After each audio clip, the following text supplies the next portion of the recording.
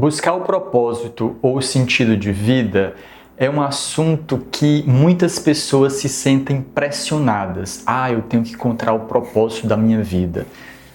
Como que eu vou encontrar sentido para a minha vida? Mas, na verdade, isso deve ser um encontro.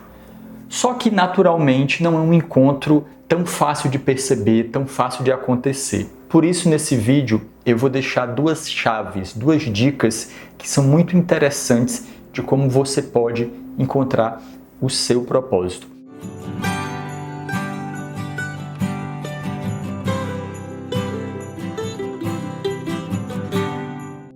Normalmente, tem dois grandes estilos das pessoas buscarem o seu propósito.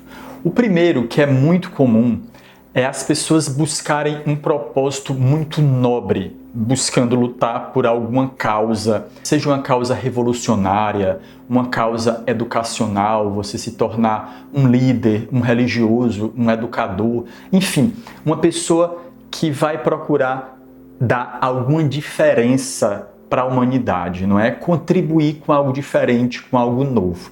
De fato, se propor a fazer algo tão interessante, tão diferente, pode colocar a maioria das pessoas sob uma certa pressão de encontrar um propósito diferenciado, né? Se a gente não fica atento, essa causa que a gente quer colocar como nosso propósito, ela pode ficar tão maior do que a gente e a gente se tornar simplesmente um parafuso dentro dessa ideia maior e a gente com o tempo pode não se reconhecer, se anular, não é? Esquecer quem nós somos de carne e osso, digamos assim, frente ao que de fato esse propósito me demanda. Ou seja, seria um estilo de buscar o propósito muito exigente.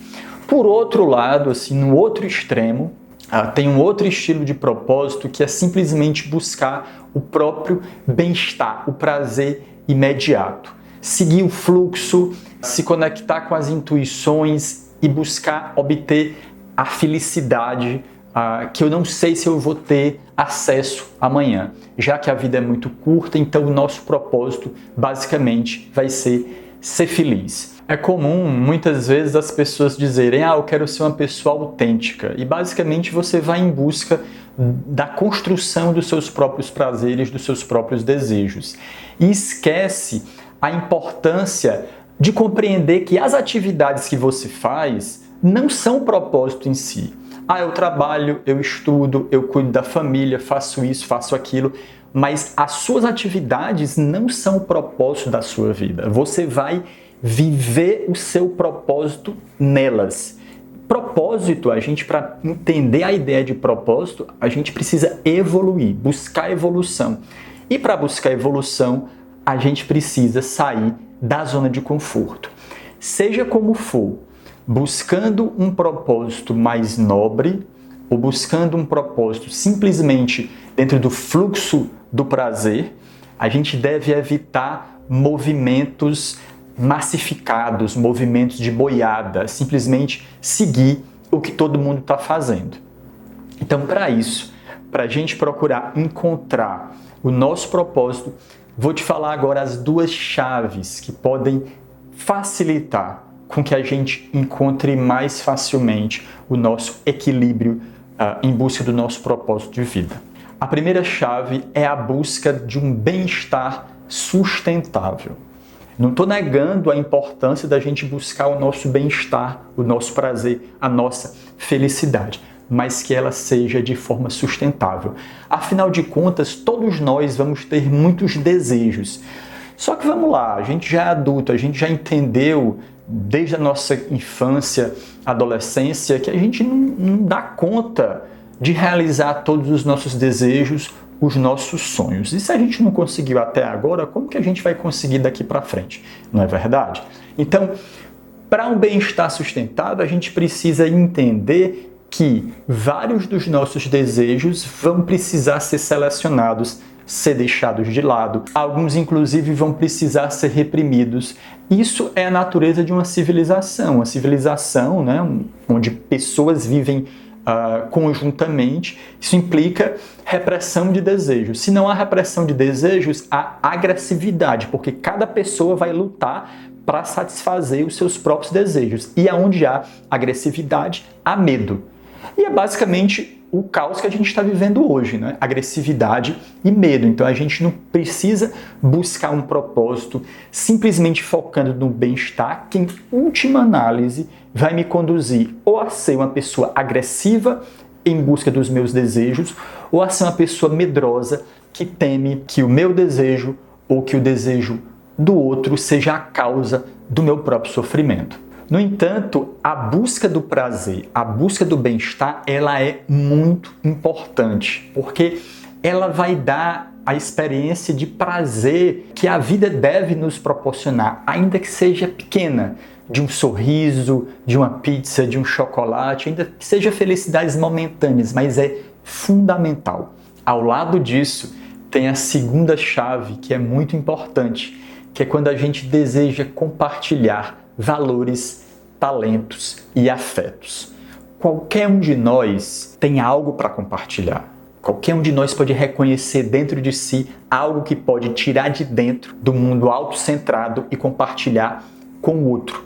Normalmente a gente fica imerso num cenário somente preocupado com a minha segurança física e financeira, minhas pequenas relações de microafetividade com o cônjuge, filho, pai ou mãe, algum membro familiar e busca por autoestima. Normalmente a nossa vida é essa. Mas se a gente busca evoluir, o nosso propósito também deve incluir, além do bem-estar, além da afetividade com as pessoas próximas, a busca do compartilhamento.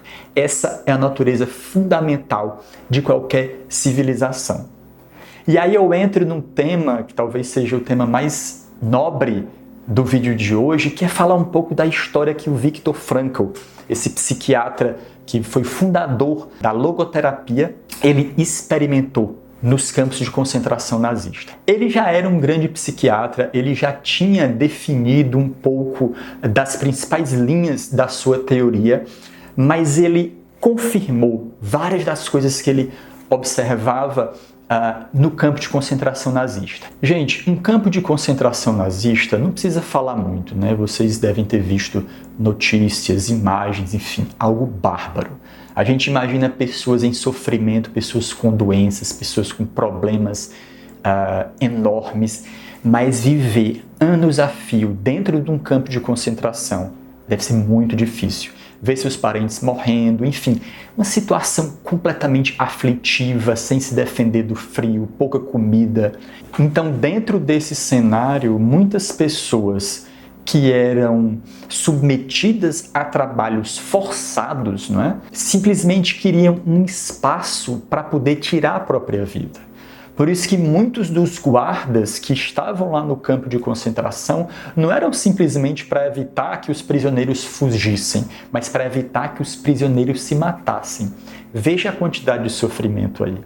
No entanto, mesmo nesse contexto de sofrimento tão intenso, Viktor Frankl observou que haviam prisioneiros que estavam relativamente em paz, que estavam mais equilibrados. E quando ele ia conversar com esses prisioneiros, eles tinham algo que dava a eles esperança.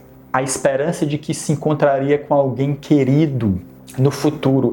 A esperança de que poderia compartilhar esse tema para outras pessoas, de modo que essa barbaridade não se repetisse mais na humanidade. Então, cada um nutria uma esperança que envolvia o afeto, compartilhar afeto com outras pessoas, ou querer oferecer de alguma forma algo para a humanidade. Ou seja, de uma forma ou de outra, algo que saía do meu autocentramento, do meu pequeno mundo.